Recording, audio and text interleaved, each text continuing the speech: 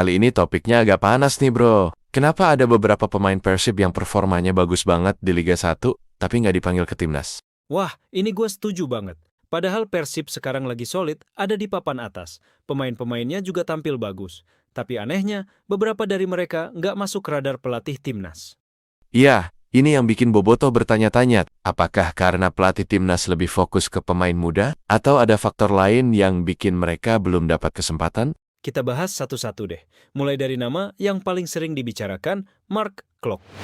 Klok ini gelandang yang luar biasa. Dia bisa main box to box, punya akurasi umpan yang bagus, dan udah jadi pemimpin di Persib. Betul, bahkan dia punya pengalaman main di Eropa sebelum ke Indonesia.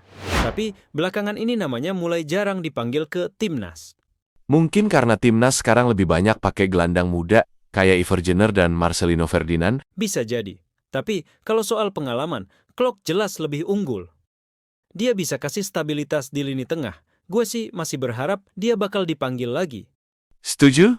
Nah, berikutnya ada nama Beckham Putra, pemain muda, berbakat dari Persib. Nah ini nih. Beckham Putra itu pemain yang kreatif banget. Dribblenya bagus, visinya tajam, dan sering kasih assist buat striker Persib. Dan dia juga bukan pemain sembarangan. Di timnas U23, dia udah sering tampil bagus. Jadi harusnya dia bisa naik level ke timnas senior. Betul banget. Tapi kenapa ya dia belum dipanggil? Mungkin karena posisi playmaker di timnas udah ada Marcelino Ferdinand. Terus ada juga Witan yang bisa main di situ. Iya, persaingan di lini tengah timnas memang gila sih. Tapi gue yakin kalau Beckham terus konsisten, pasti bakal dilirik juga. Amin. Nah, selanjutnya kita bahas Ciro Alves. Wah, ini sih mesin gol Persib. Dia sering banget nyetak gol dan assist.